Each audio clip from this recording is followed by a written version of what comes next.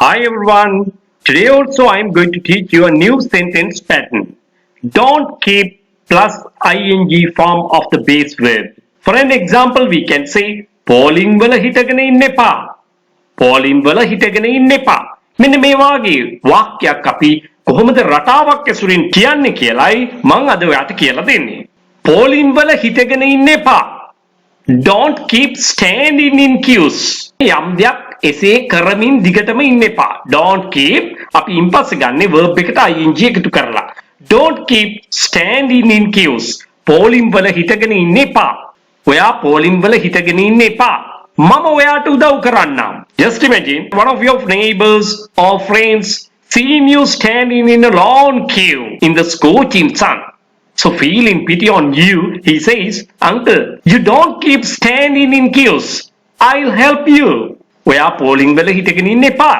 මම ඔයාට උදව් කරන්නම්. You don't keep standing in queues. I'll help you. මෙතන වාඩි වෙලා ඉන්න එපා. Don't keep sitting here. Don't keep sitting here. මෙතන වාඩි වෙලා ඉන්න එපා. කරුණා කරලා ගිහිල්ලා අන්න අතන වාඩි වෙන්න. Don't keep sitting here. Please go and sit over there. Over there. අන්න අතන. Don't keep sitting here. Please go and sit over there. කතා කරමින් ඉන්න එපා. Don't keep talking. Or else you can say, don't keep chatting. කතා කරමින් ඉන්න එපා. කරුණා කරලා ගිහිල්ලා වැඩ කරන්න.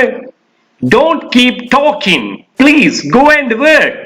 නිකන් ඉන්න එපා. නිකන් ඉන්නවා idle. idle idle. Don't keep idling. නිකන් ඉන්න එපා. Don't keep idling. නිකන් ඉන්න එපා. ප්‍රයෝජනවත් යමක් කරන්න. Don't keep idling. Do something useful. පුතා, don't keep idling. Do something useful. අඬා ඉන්න එපා. Don't keep crying. Don't keep crying. අඬා ඉන්න එපා. දැන් ඔයාට බඩගිනිත් ඇති.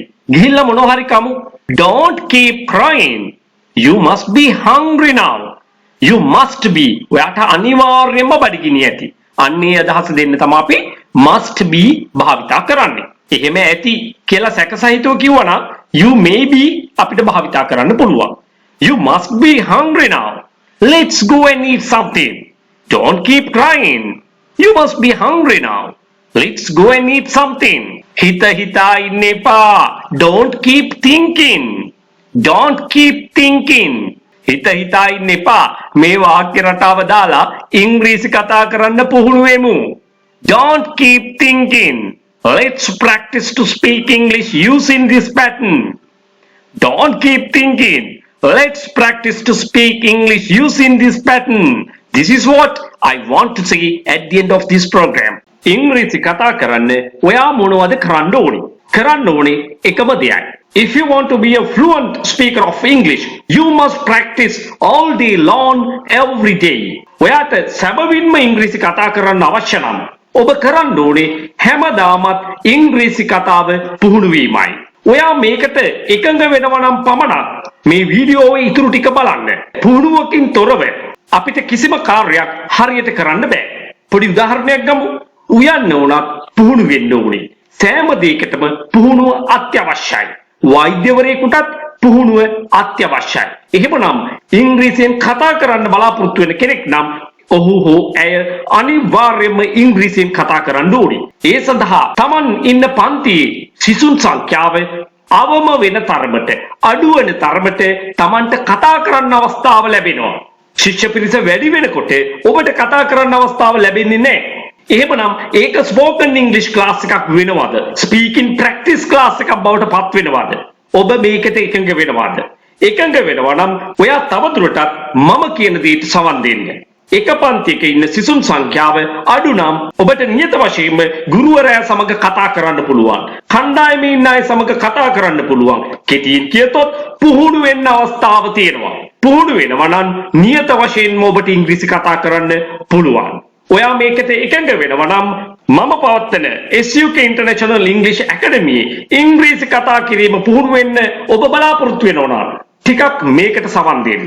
ළමයින්ට සහ වැඩිහිටියන්ට ව්‍යාකරණානුකූලව ඉංග්‍රීසි කතා කිරීම පුහුණුව කරනවා ඔන්ලයින් ක්ලාසස් ලෙස. එක කණ්ඩායමකට බඳු උගන්වන්නේ සිසුන් 10 දෙනෙක් පමණයි. මාසිකට පැය 8ක් උගන්වනවා. මාසික ගාස්තුව ළමයින්ට නම් රුපියල් 2000ක් විතරයි. වැඩිහිටියන්ට රුපියල් 3000ක් විතරයි. දැන් මේක බැලු බැලමට ලොකු මුදලක් වගේ පේනවා. ඔයාම කල්පනා කරලා බලන්න කණ්ඩායමකට ඉන්නේ 10 දෙනෙක් පමණයි. එතකොට විතරයි පුහුණු වෙන්න අවස්ථාව තියෙන්නේ. පුහුණු වුණොත් විතරයි ඉංග්‍රීසි කතා කරන්න පුළුවන් වෙන්නේ. මීට වඩා ඉතාම සුළු මුදලකට පන්තිය පවත්වාගෙන යන්න පුළුවන් 100,000 ගණනක් එක කණ්ඩායමක් තුල දාගෙන. ගුරුවරයා විදියට හැමදාමත් මම ගොඩ යනවා ඉගෙන ගන්න කෙනා කිසිම දවසක ගොඩ යන්නේ නැහැ.